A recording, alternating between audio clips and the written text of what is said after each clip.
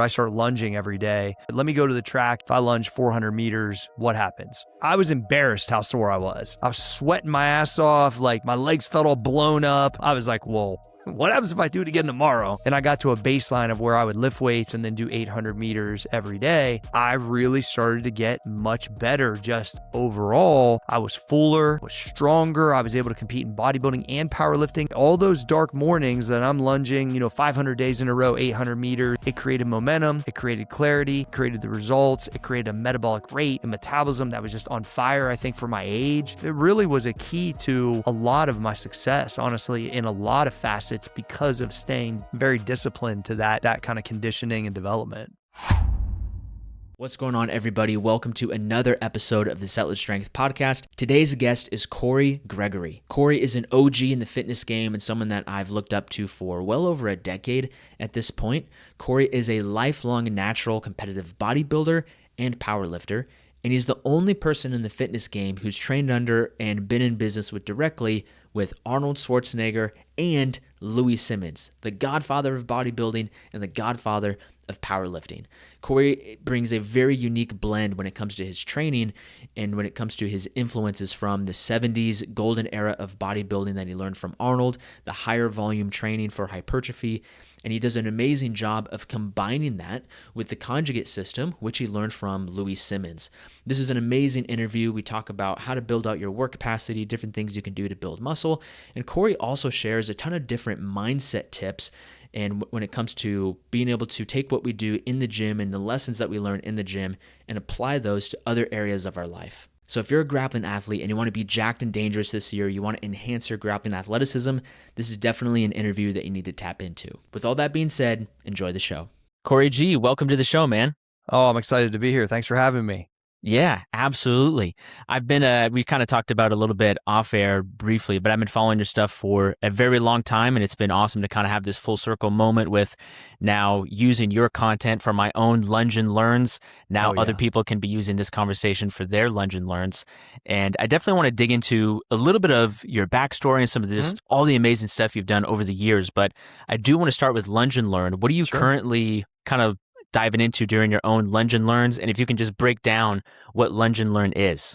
Yeah, so I've been always a weightlifter primarily, like 100%. Like I love lifting weights, 70s bodybuilding, powerlifting, super consistent on that since I was about a sophomore in high school. I haven't missed more than a week of lifting weights since I was 15, and I'm 47 currently, going on 48. So, I've just loved it, but I never really loved the conditioning portion.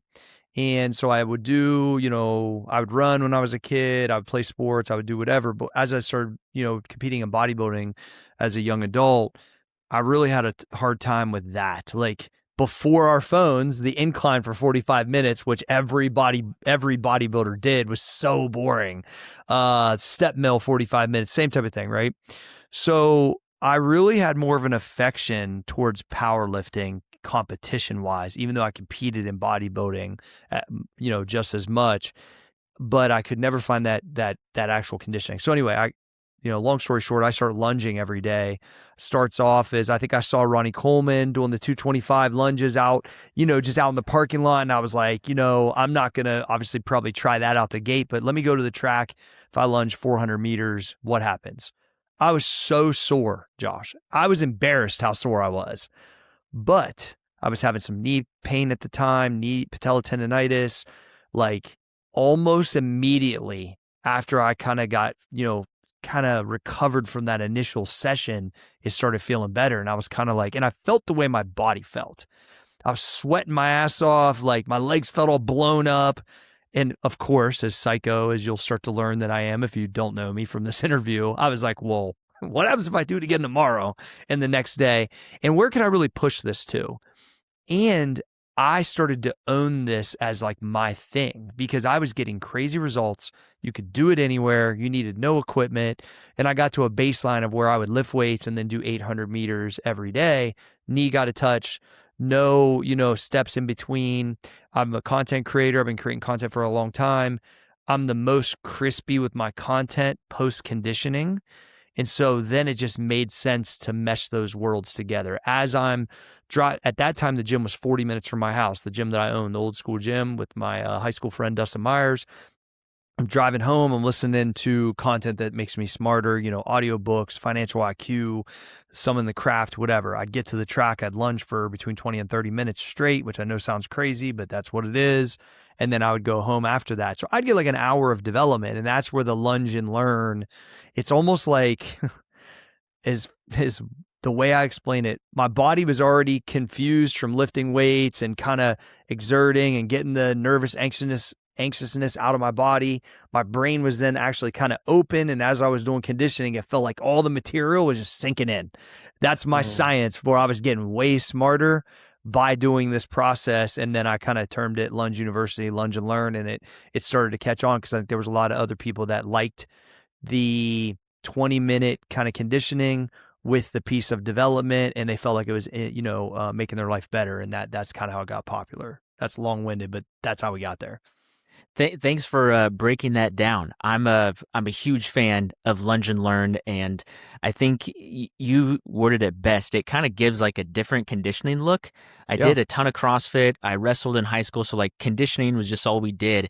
And I remember prepping for a bodybuilding show, the only bodybuilding show I did 10 years ago, and I followed the Squat Everyday program, the Get Stacked programs. Love it. And you had the lunges as the main conditioning, and I remember feeling like, this feels way different, and at the same time, I look way different compared to when I was doing probably all the stuff that your boy Dustin is having his wrestlers go through. It just achieves a different look, which I thought was super fascinating. Plus, on top, you get the mental benefits as well, which is incredible. Yeah, I think it's slept on, to be honest, because I think when you're developing yourself intentionally, when you're saying, in my life, I got this going on, and while I'm conditioning, let me study that exact thing to make me better, whether it's in your craft, relationship, finances, whatever it is. I just understood that, one, I wasn't a person that learned kind of in that traditional sense. So once I got to be an adult and a young entrepreneur, I started my business when I was 20 years old. It's like I needed to develop myself. And so as I started finding out that I'm not stupid because I was a 2.0 student, I couldn't take tests, like I just learn in a different way. And when I started to identify this, man, I really started to get much better just overall as I started to teach it. And then, I achieved a different look. I was fuller. I was stronger. I was able to compete in bodybuilding and powerlifting basically simultaneously as I was doing all these covers and all these things. I was still competing in powerlifting, and I've been actively competing in both since I was 17 years old. So for 30 years, I've competed literally almost in both each year, or one or the other, or multiple in one and maybe not in the other. And so it's like, even I benched in a meet last year, benched 300 in a meet.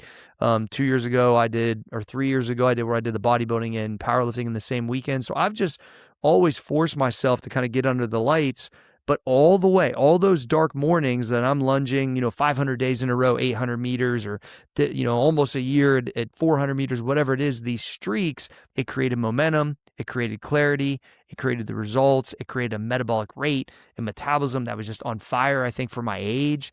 It just gave me a lot more agility in life. It really was a key to a lot of my success, honestly, in a lot of facets, because of staying very disciplined to that kind of conditioning and development.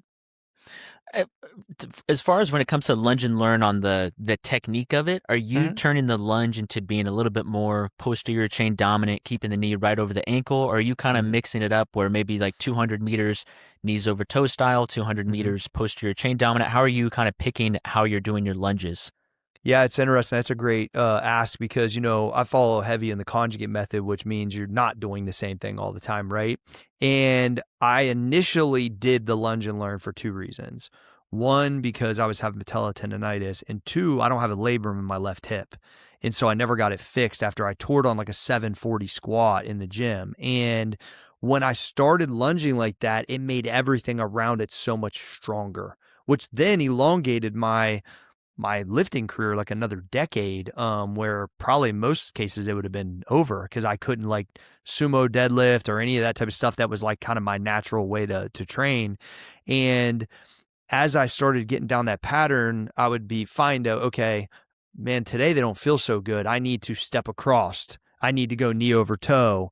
I need to step out wide. I need to add a vest. I need to work on the intensity, like 100 meters as fast as I can. And then, cruise, but still but not maybe push at like the red line around the corners. And so I came up with all these different things right now, because I did have a problem with that, even with coming back to this injury. I'd done this for over a decade.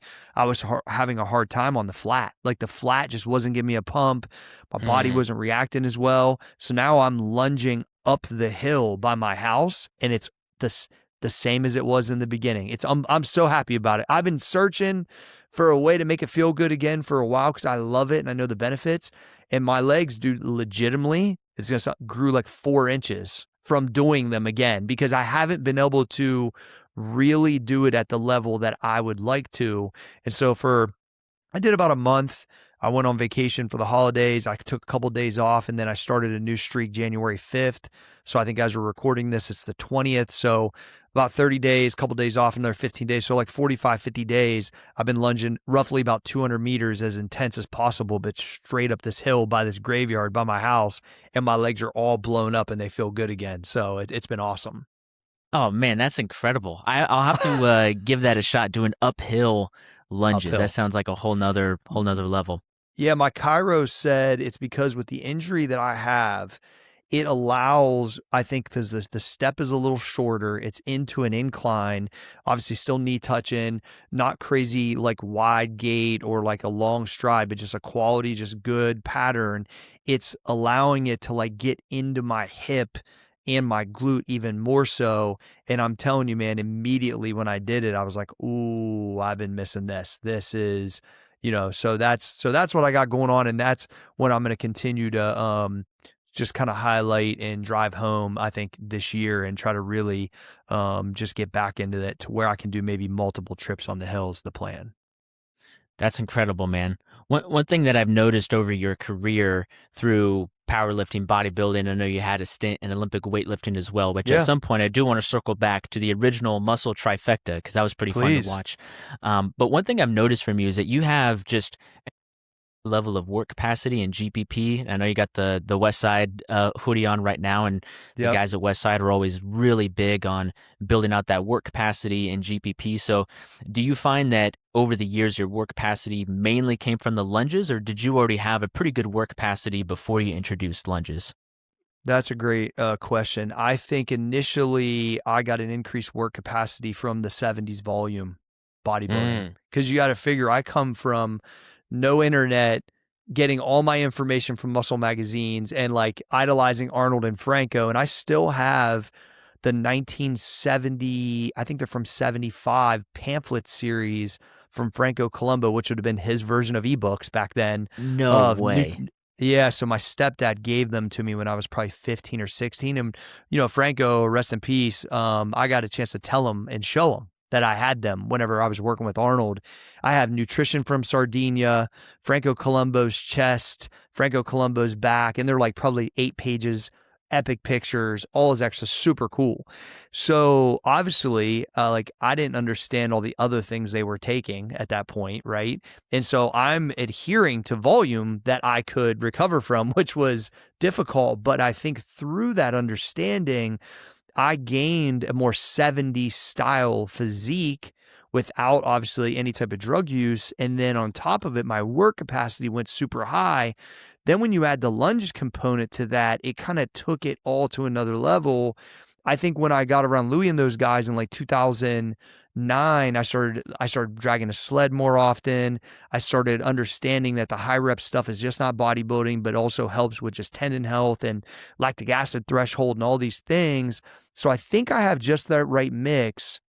And I'll say this on record, like I'm the only person that I'm aware of that learned from Arnold directly and from Louie directly. I don't think there's another person in fitness that can claim that, because I was business partners essentially with both of them at one point and got a chance to train. I've only had a couple sessions where Louie actually lifted within the session. But I mean, I also had sessions where I was doing arms with Arnold at, Venice Gold. So like, I don't know very many people that have sat down and actually chopped up training with both of these legends like I have, had the liberty to do, and I'm super thankful. So it's like I got a chance to mix two icons that go by one name that I believe in everyone knows who Arnold is. If you've ever lifted heavy, you pretty much know who Louie is too. And so it's something that I don't take for granted, but I was very fortunate. But I think those mix of those worlds and then my own spins, I think that's where that came from. And I think on paper, a lot of people would look at those two individuals and see like, man, both of those guys are legends, but they couldn't be more separate between powerlifting and bodybuilding. But you worked with both of them. So was there any crossover that you saw either in their mindset, their approach to business, or even in how they trained that you think most people wouldn't necessarily put together? Oh man, they're so unapologetically intense about the way they operate. So both of them like are great in their own facets because they love what they do to such a degree, and they literally have no ceiling to that. And that's what's so amazing, Josh, is that I would get that around Arnold in multiple things that he had done and been successful at. And the same with Louie. Like everyone came to Louie. Louie didn't go to them. Like he literally made on the west side of Columbus in a very rough area, in a small gym by all regards, the most elite of elite situation. And to me, I was really drawn to that. I was drawn that this guy absolutely unapologetically loves what he does. And that was just an unbelievable thing for me to understand. You know, a lot of people ultimately think like Louie Simmons is only singles or something like that. If you understand the conjugate method and then just also understand all the accessories, the volume's actually way higher than people realize. The GPP is way higher than people realize. To me, that crossover to 70s bodybuilding really isn't that much different. I think also just you're talking about one name people, Louie, Arnold, like in their respective areas of fitness, they sit kind of alone or with very few others, right? And to be able to directly learn and ask questions, and you got to figure, I was studying all the muscle magazines and all these things with the 70s guys for so long because that was my main kind of resource. I saw Louie Simmons bench 600 on his 50th birthday when I was 17 years old at my second powerlifting meet in a trailer park gym that I was a member of, that they just happened to have a powerlifting meet. Because I'm from Ohio, Westside shows up. It was in Westside versus the World. I was sitting in the second row. The video's so grainy, I can't see me, but I was there. I went back and was like, am I making this up? And it's like Louie Simmons benched 600 all the way down. Cory Gregory benched 250 that day. Like, it's just one of those things that on accident, on purpose, whatever, I understood the value of being around both of those people. And if I could, extract the things that I thought I could then apply in my own way that made them two of the greats that have ever walked the planet, they're very different and very similar. But what I would say the similar part is there's no ceiling. They believe they could be great. They were great. They worked to be great. They love helping people that want to get better in those respective areas. I think they both took a liking to me because they know how serious I was, how consistent I was, how much I cared, how much I pushed myself, whether it was certain lifting or the condition I kept. They both would comment on those things. I mean, they would both mess with me too because they realized I wasn't the biggest or the strongest or the most ripped or any of those things, but I think they respect my background as a coal miner, the way that I worked, the way I believed in myself.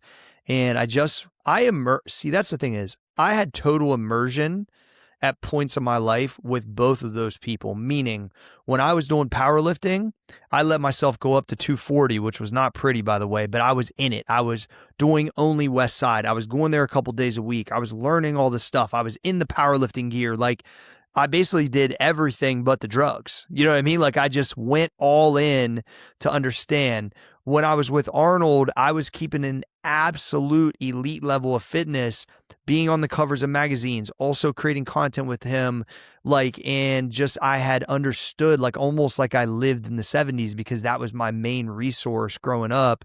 And so I just think my immersion of the craft and my willingness to put in the work right alongside them, like actually me, not thought, not, maybe, like I actually fucking dug in. I think they respected that. And, I always say up front, I was never a full member of Westside Barbell, but I do think I had a piece in it, in like getting awareness to Westside Barbell of people that probably would never even know what it is, because I don't look like the rest of the Westside dudes. I look like pretty much a normal guy that, strive to be great with what he had to work with. And I was able to highlight, I think, a lot of the amazing things about Westside Barbell and how I interpreted it, right? Now, so I think I was my own kind of megaphone for Louie systems, and I still am, and I take great pride in that. I think Arnold's the same way. Arnold was governor for, I think 2 terms, and he didn't get a chance to do a lot of fitness during that time.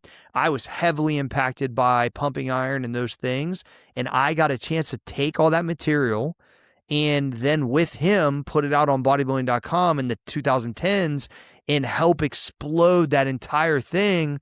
I just went and looked back yesterday. The Blueprint video has 91 million views on it, bro. Like, I wrote and helped direct and wrote those programs with Arnold. Like, it's insane. Went through every take of pumping iron at his office.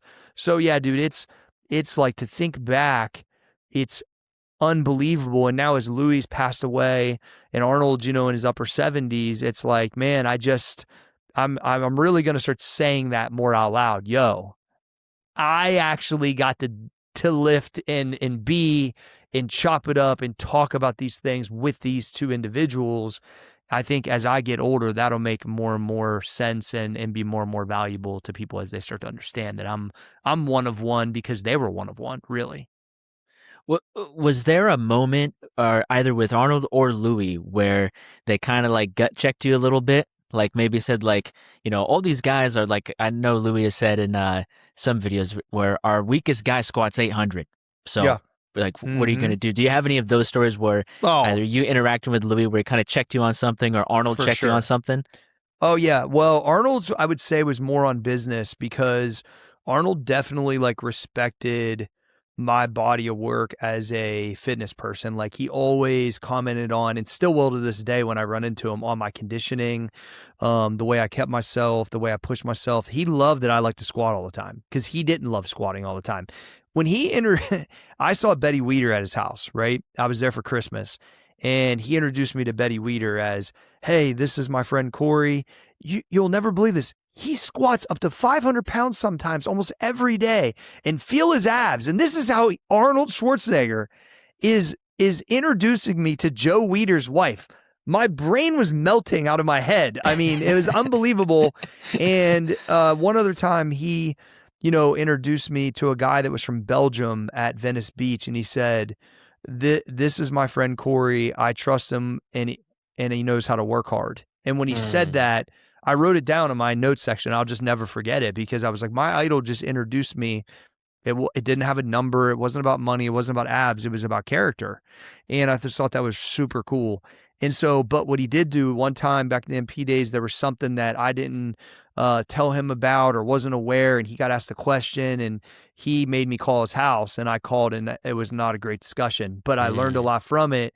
And it was like, hey, when your idol's scolding you, like a businessman who I believe is worth over $1 billion now, that's a real situation. And I just like got better from it, understood the stakes are high, did my best, ongoing. And I think from Louie, it was more of a lifting thing. Like, first time I go to Westside, he's like, yeah, the weakest girl squats 600, and that's basically where you're at. So yeah, he definitely made you understand that, like, it's a privilege to be there. He also, though, when I squatted 700 the first time, we was out to lunch one day, and he said, you can't accidentally squat 700, Cory. He's like, I know that, you're not 1,000-pound squatter, basically, if you don't want to do, you don't want to blow up to 275 and do these other things. He's like, but, there was a respect level for my love for powerlifting, my support of the main lifters there, which I did give them guys sponsorships and stuff early on, my belief in myself, all those things I think that he locked onto, that it seemed like he really respected. Louie's a man of few words outside of if you're talking strength training. He's not giving you a lot of compliments, man. Like, but I think him like giving you time is the compliment, right? And so, yeah, I half the time couldn't even believe, I was like, I can't believe they fucking let me in here. Like, I really thought that a lot, but then I just gave everything I had. Motherfuckers, you're a Westside motherfucker. What you got? Take the weight. Like, and I'm squatting something that's like warm-up weights for these dudes. Or when I'm benching, trying to bench 500 pounds in a shirt on a Sunday with all these legends. It's fucking, I wish I had more footage, bro. I have enough that it really showcases I was there. It's some fun times, but yeah, I don't know. Both of the experiences are unbelievable. And honestly, one of my other ones is another one name guy, Tiger Woods. Like, I spent a whole day with Tiger Woods and just seeing elite level expectation. Dude, the elite of the elite between these three people that are truly legendary in their own realms. I just was never the same. I've never been the same since those. I was in the room. I believed I deserved to be in the room, or I earned to be in the room is probably a better word. It's not deserve. That's a weird word for me. But like, I earned to be in the room, and I felt that way. So when we're talking fitness and health and supplements and timing and nutrition, I could talk with the best of the best, and I still can because I lived it. My conversations with Tiger Woods over lunch were unbelievable. The way that he keeps himself, how strong he is, the way he looks at the world and his work capacity, unreal. So like, you see those ceilings that these people have, and there's none. And they lived these great lives, and then you get a chance to say, that's what it looks like. What do I want for myself? How can I come home from that experience and not expect more, believe more, work more, be willing to take more risk, be willing to pick myself back up and continue to believe? It's different, man. It's a different wavelength, bro. And I've never been the same since then. I love that. It's inspiring to hear how you've created a body of work, and that body of work has spoke for itself as you've gotten in these rooms with these just best of the best kind of individuals. And correct me if I'm wrong, but another person you've learned a lot from is Dr. Eric Serrano. And that was that was pre Cory G Fitness. That was way back in the day. I was 20. 20 years old. So if someone's 20 years old and they don't necessarily have a body of work, but they want to learn from someone who's just a mastermind in his field like Eric Serrano, what was that process to kind of getting your foot in the door with someone like him? Yeah, it gives me goosebumps to think about because it was such elementary thinking. I'm a guy who's personal training, having a small amount of success, meaning I have clients and I'm paying my bills. You know what I mean? At 20 years old, that's a win coming from a coal mine in a trailer. And I started taking Beverly International Products, which is a historic bodybuilding brand out of Northern Kentucky. But they started out west. A lot of like the 70s guys took them before Weider had his own products. And, Eric's name was just on the front of one of the proteins. And so I just did some research, limited of what access I had, whether it was like, can't remember so this would have been like 2001 maybe. So I think maybe I could Google it or look it up somebody told me he was from Ohio. Maybe I looked it up in the yellow pages. Like, I can't even remember. And it was some archaic shit like that. I found out he was only one exit away from me. And I just started showing up to his office until he would, and I was starting to run some bodybuilding shows then too. So maybe it was like 02, 03. So I had hosted one event and I wanted a doctor that understood drugs and supplements that could help me with the drug testing for my bodybuilding shows. And so I had what was called the Ohio Natural Bodybuilding Federation. I started it out myself. I used to love this because people would be like, who'd you ask to like start this federation? I'm like, no one. I just started like any other business and now I'm hosting shows. And Eric would come to the shows and be like, test that guy, test that guy. And that's how our relationship started. And then I said, man, I want to learn. Like I had a hard time getting real tight with the carb rotation diets, like eating oatmeal and still eating cottage cheese. And I think like the original stuff I read about, and then he's the one that said, hey, have you ever read the anabolic diet? Do you know who Mario Di Pasquale is? Dr. Mario is who he learned from. And he started teaching me about amino acids and timing and high fat and carb loading and fat loading and all of these things. And I remember one time I was taking 37 grams of creatine for a week, and then I was taking 27. Like, he knew I wasn't on drugs, but I wanted to create drug-like responses. I had extreme discipline and a lot of will to learn. And so I became his essential test subject. And what was awesome is he would say, do this for a week, come back and see me. And once I did that enough times, he started to believe that I was really a resource for him, and he was a resource for me. I call him my Puerto Rican dad. He helped me out so much, man. I don't lean on Eric very often now because I took a lot of time from him when I was a kid because he was my primary diet and supplementation resource. And I'm so thankful. And I should give him even more. Like, I should talk about him even more. He's not really a dude that's on social media. He has started to do a little bit, and he does speak at Sornex each year and some other things, but he is a unbelievably wild character that is super smart. And I'm super thankful that I ran into him, and he just happened to be in Columbus. I mean, the fact that the Arnold Arnold Classic happens to be in Columbus, Westside Barbell happens to be in Columbus. When I moved here, I didn't know any of those things. I mean, it's just it just happened that way. And I'm super thankful that those resources were that close to me. But I also had to go put myself out there and go meet with Louie Simmons the first time. Pretty scary, by the way. Like, go walk into Dr. Serrano's office where I have no credentials, he has no clue who I am or why I want his time. And just like, I'm just telling him we need to be friends. I want to learn. Like, dude, I just knew I needed to be around great people if I wanted to be great, maybe one day get a chance at it. Dr. Eric Serrano is, in all intents and purposes, a national treasure. Like, that guy is just, no question. He's incredible. Yeah. Our mutual friend, Andrew Zaragoza, and I, Andrew knows him a little bit through some stuff. But Andrew and I were at an event in Florida that he was speaking at. And so being able to talk to him there, and Bro, a lot of the stuff is just flying over my head, and it's so like, smart. Super intelligent. One question I have in regards to Dr. Serrano is, what's like the craziest experiment with nutrition he had you do? So I wrote about it on bodybuilding.com a long time ago, and you might remember or not, but I'll explain it. So we were doing a thing where I was doing high fat, extremely low carbs for like 7 to 10 days. And then I would do some like kind of refeed or like massive carb load.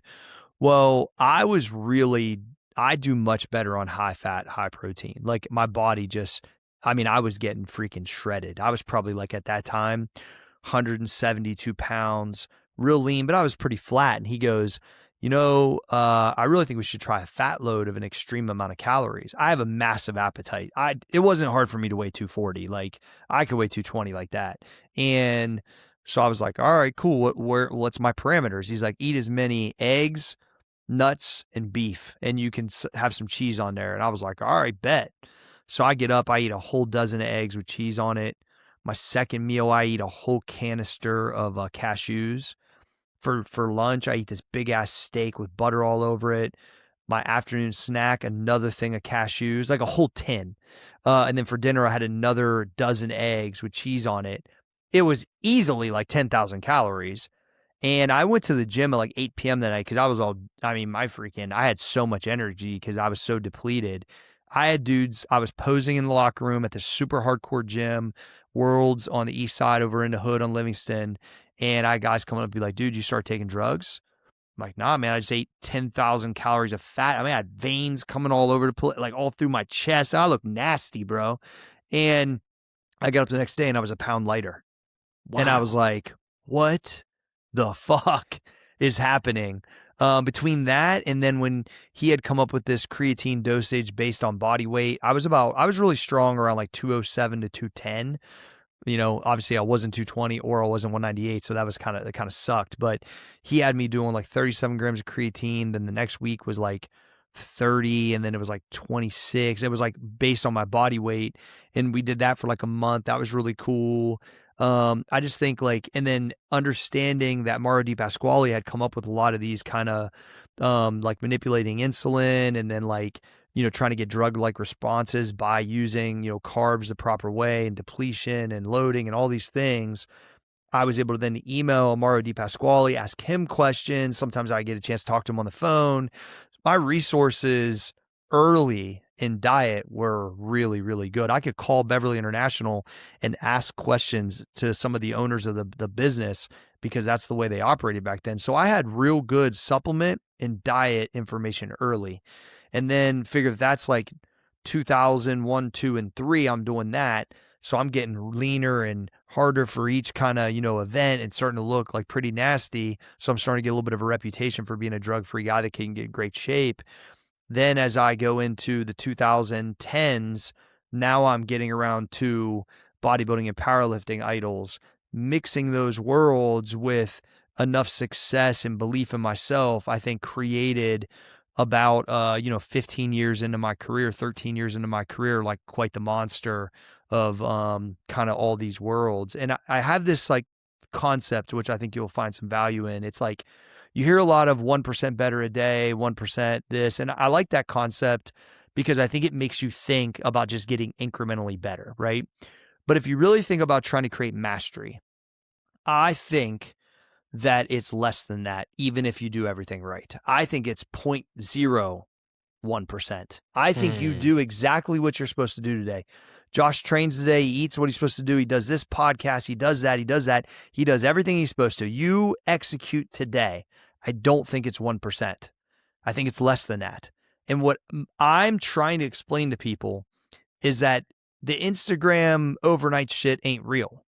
That you have to have a long game approach. That I did not get here by, jumping the line. I got here by, I believe my 1%, follow my math for a second, all right? I'm a little challenged in this area, but I believe, I do believe the 10,000 hour rule. I think that's real. I think that it does take that to just be good at something or the beginning of mastery. So I really looked at what did I think my 0.01% was? And I'll talk about from a training and application standpoint, I believe that I spent 2 hours a day in the gym, 7 days a week, and it's probably way more than that, but we just use that as like a baseline. So basically 14 hours a week, okay? Because I don't miss days, straight up. So I know this is real. And from when my career started, not even high school and all that, just like I started personal training people, I started being dedicated to the craft. Well, you do that math times, you divide that by 14 hours a week into 10,000, it's like 714 weeks. I did all this, like I created this equation. Well, from 1999, when I started, to right up to when I was interviewing Arnold Schwarzenegger and working with them, it was about 714. It was like 13 years, of extreme dedication of what I believe was the start of what I would call mastery in my profession. Because although it might not be as highlighted in this moment of my life as it was then, it never stopped. It's continued, you know what I mean? And so that was in 2014 or 15 or whatever it was. And so I really look at that and go, it took that level of dedication and consistency, that level of love, that level of ups and downs, at that amount of consistency to get a chance to work with somebody that was that great, to get a chance to execute, which I was fully prepared in that moment, to be in that moment. That's why I think I executed at a high level. And so I really, in this world of everybody jumping the line, and I do think with AI tools and all these things, there is like great tools. But the reality is, I do think you have to look at, I'm executing at this high level, but it takes that for a while. And if you know that's what's under the hood, that's what the engine takes, that's what's required, I think you have a realistic outlook on where you should be. You do that for a year, you're going to make progress, but you ain't about to be the best person in your craft. It doesn't work that way. And so I'm the bearer of maybe that's bad news and maybe it's good news. I always just wanted to know what it took because I'm willing to do it. And so that's one of the things that I eerily matched up as I started to understand the concept of like maybe what the output in each profession, maybe the hours are different or whatever, but what it really takes. And so I'm on this like 0.01%. Like, okay, that I gave everything I had today. I think I moved the needle that. And that doesn't seem like a lot, but it sure does, like at the end of the year and next year and that type of, mindset. And so sometimes that's scary for people though, if they know it's really that far away, but I think that that's just the reality of it, Josh.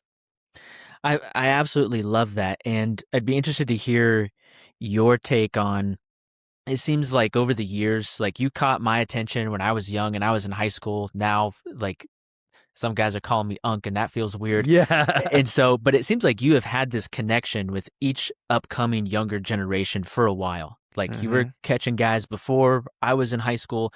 You're catching guys that are in high school now.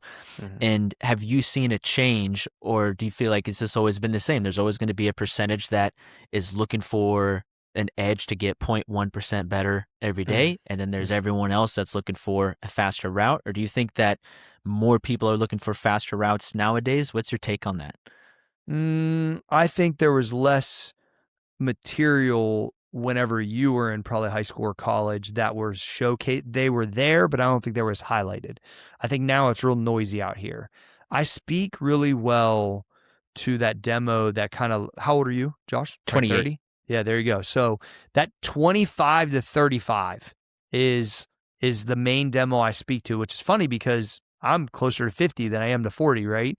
But I was popular when you guys were in that age group of like high school and college.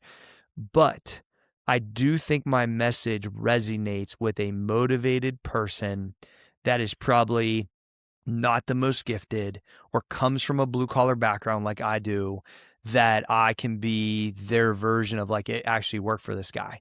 He's not really that much different than me because I'm really not. And I think that I do speak to that person. I think that it's easy to get pulled because I'm not saying it's easy. See, that's the thing is my message really hasn't changed.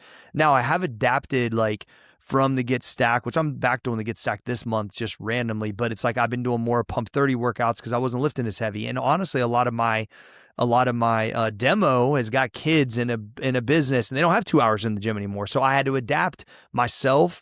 Now, historically, like, or, like ironically, I guess the word is like, I didn't really have to make that change till like 45 because it's my job.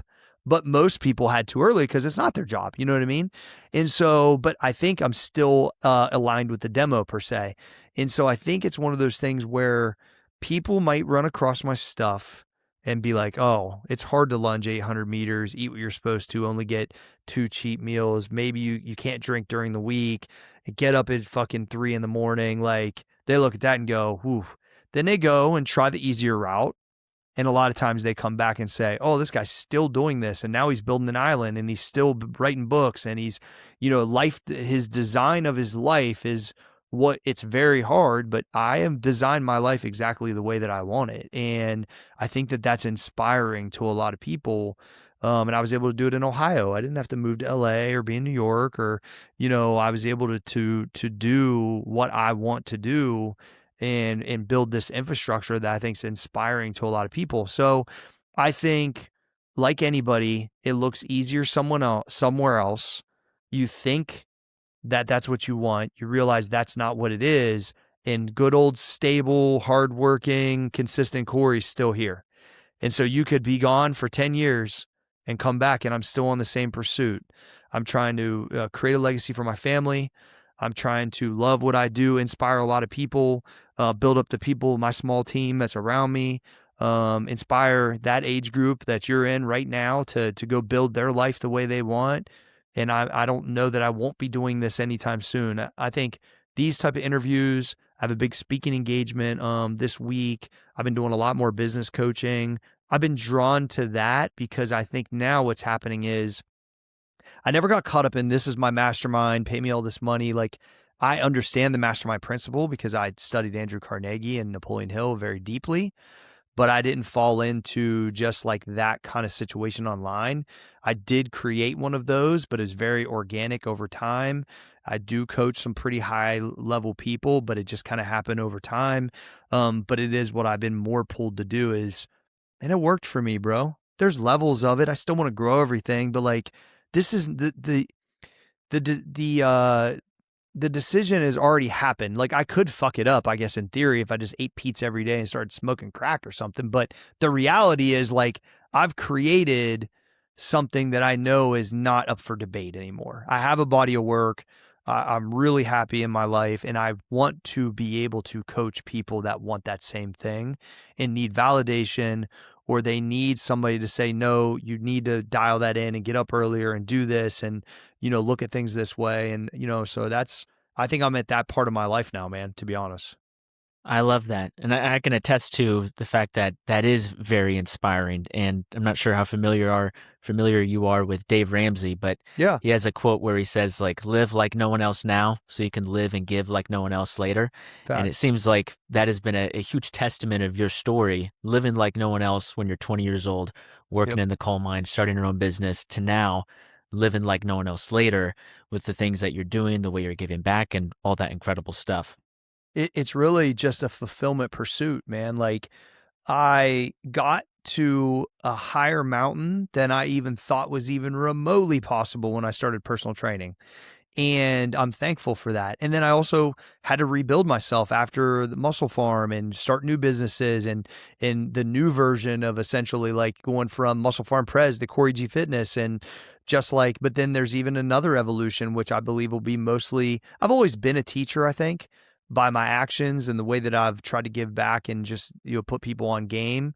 But I think like now it's even a different evolution. Like, I know how I got here. I believe I can teach it. It's just whether or not you want to sign up for it or not. Not sign up for it with me, sign up for it with you. You know what I mean? Like, it's hard, but like, that's why also if people ever kind of chirp at me, it don't even trip me up because I know how I got here, bro. I know no one like sprinkled pixie dust on me or put me on. I earned those opportunities when I prepared for them, and where the lights were on me, I got a chance to show up. And sometimes I showed up and sometimes I didn't. And, so I don't really feel like I didn't earn any of it, to be straight. And so if people try to make me feel that way or must be nice this, must be nice that, I just say, hit the alarm clock, homie. Like, is that nice? Like, you about that life? I am. So, and I know that about myself, so it's been an interesting thing, but I think the people that understand, the people like yourself that are inspired by it, I am doing more and more, hopefully, to help aid in that process, so people can go live their version of this. I love it. I love it. Well, as we're kind of getting down towards the end of the podcast, I had some rapid fire questions for you. Please. They don't necessarily need to be rapid fire answers, but just some quick questions is based off the body of work that you've done. You're wearing the Westside hoodie, so can you spin the block on the story of you and Gritter real quick? Oh yeah, Gritter, who is one of Louie's guys he trained with. That was like I think he was a carpet guy or construction guy. Light, set 170 to 190 range, super fucking mean, and just looks pissed all the time. He ran the night crew, and the first time I went to squat at Westside, he basically was like, who the fuck let you in here? Oh, you're going to squat. And then they just hazed the absolute fuck out of me. I was so early in the process, I had never been in a monolift, which is the rack where you don't have to walk it out. I never squatted. This is the bodybuilder talking, even though I was competing in powerlifting, but I wasn't Westside competing. I never squatted without a mirror. Ooh. Which is, I never box squatted before. And I thought I had bands, but I never had them hooked up right. So the tension wasn't proper. All of those things were wrong. So I walk in there thinking I'm good. I had like single ply on. I was squatting roughly about 600 at the time. So I was like 220. Like, I wasn't strong by their standards, but I wasn't fucking weak. Bro, I get up under them, those blue bands, and they had the bottom of it. They had it around the monolith and then around a block. So the loop was super wide at the bottom. The tension was 220 to 250. And then you add the bar, and the bar is 55, which also it was wider. So that was different on my back. So I'm at 300 pounds, no weight on it. Oh my god! And I unrack it, and there's no mirror. I've never not walked anything out. I look like I never even fucking squatted before. The guy I'm with that takes me there, shout out Big Tim Harold, 6'8", 410 pounds. Monster. He's like, don't make me feel bad for bringing you here. Like, literally, like, he says that shit to me, and Gritter's like, plate, double, plate, double, plate, double, plate. I'm at 4 plates, 2, so it's like 650, 700 at the top. I get a double, almost break my fucking back. I'm unracking the bar. He's yelling, hold. My QLs are just fucking.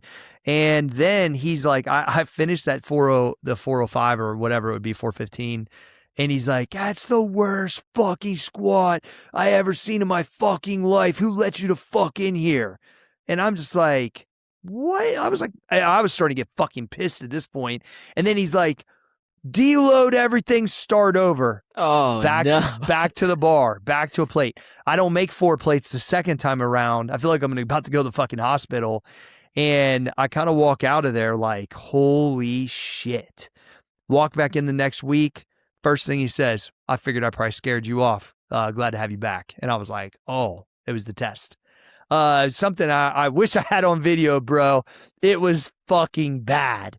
But I mean, I wanted to be there to learn so bad that I was willing to go through pretty much whatever. And, you know, my experience after that, although intense, was never to that level, but I saw some really, really awesome things there. And I definitely knew as I walked in that gym, I had to put my best foot forward. And I love that. I love that about it. It was serious. It was like going to a meet every time you went to Westside. I love it. I love it. That's probably like my favorite story that I heard way back in the day that you told. So awesome, bro. It was so awesome. You've learned from guys that almost like going straight to the source when it comes to Conjugate. Guys like Louie Simmons. I know you did a ton of stuff with Travis Smash, John Bros, AJ Roberts, all those guys. And it seems like Conjugate is kind of having like this resurgence in popularity. Seems to be. But it does seem like people are sometimes getting some things misconstrued or misunderstood about Conjugate. So what would you say are like the biggest misconceptions about Conjugate that people have, and what's a way that you can kind of set them straight? Yeah, you know, if you go all the way back to the Russian stuff, I believe I was reading, it was either an article Louie wrote or something I read in one of those old journals. They had like 80 exercises for lower back that they would test against. So like the cool thing about Conjugate is, and this is what I like over Conjugate versus percentage-based training, and it might be a personality thing. And I think that's the other thing. Like some people want to go, I want to do 72% and I'm at this RPE. Like my brain doesn't even fucking work that way. I want to know that deadlift sitting on 2 mats, it's got a band across of it. How much can I fucking pull? And what did I do last time? And let me try to beat by 5 pounds. That's the easiest way. Like find 12 variations that you like or don't like, because I would argue you got to do some of the ones that you're really shitty at to get better. You know, set a standard, and then the next time you see it again, beat it by 5 pounds. That is Conjugate. Like, and just keeping the, you know, the rotation enough to where your body continually gets strong. You're making mini PRs, you know, and I try to get greedy multiple times. Sometimes I would blow a PR out and then fucking hurt myself. Like, just beat yourself by a chip. Like those guys that get really strong, they're not beating things by 40 pounds. You might do that when you're early in the process, but that is not something that's a trajectory that's going to continue. And so I think like understanding that is really important about Conjugate. And I think that's probably my best advice based around it. Well, one thing that I've loved about your programming is it's Conjugate with a way that's actually doable. You know, when I first started following your workouts, I wasn't at Super Training Gym yet. So I was trying to figure out how to do speed work and a Lifetime Fitness. Yeah. And thinking like, there's no way I can choke this band around, you know, a 50-pound dumbbell or whatever the case. But you've made it very approachable, or made Conjugate very accessible for a lot of people, which I think is fantastic. That was my contribution. I could take it to the masses with doubled up minis and ways they could do it at CrossFit gyms. And I knew that because I understand programming. Like I just had this meeting with my daughter before we started the podcast. So I have business meetings with my older kids every week. It's like amazing. It's one of my favorite things to do.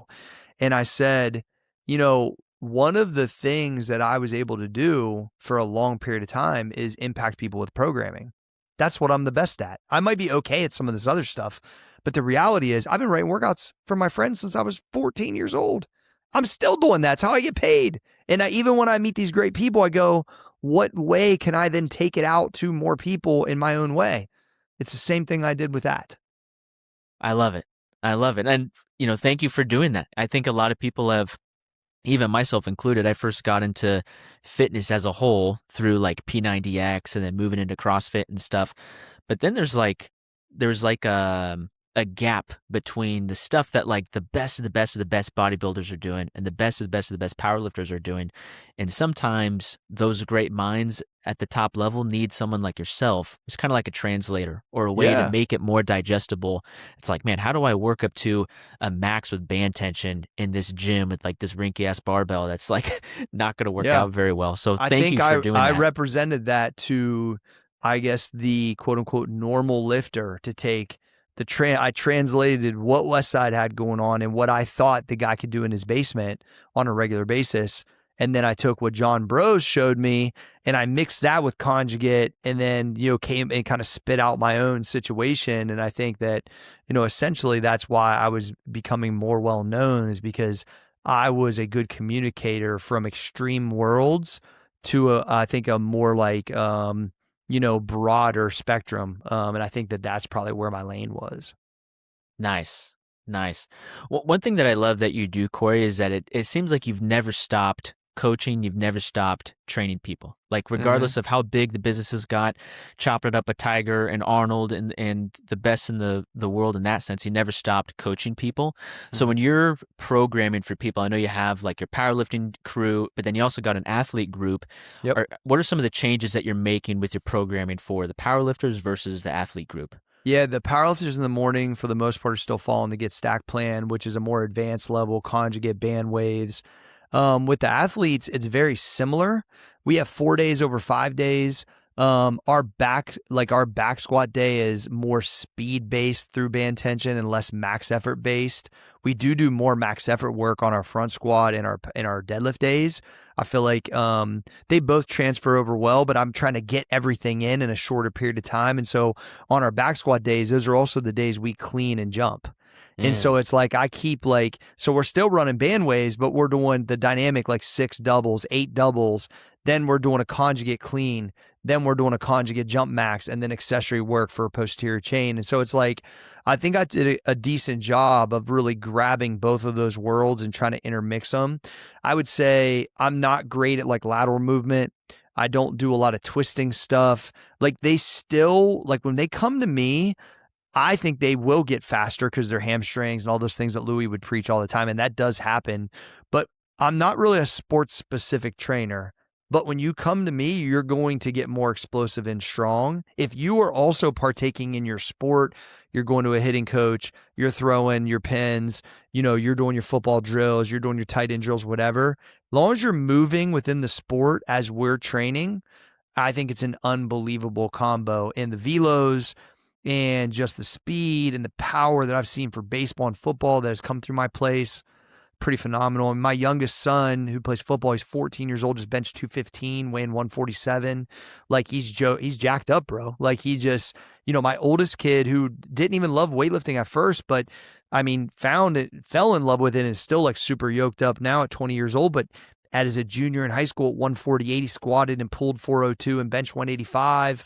My daughter did gymnastics and doesn't do that anymore, but still trains. She was the one who was here before we jumped on. Like, I'm really thankful that all my kids they love it. I can tell. I don't know if they'll do it for their life, but meaning like their job, but they do love it and it's a part of their life. And to me, that's like a huge win.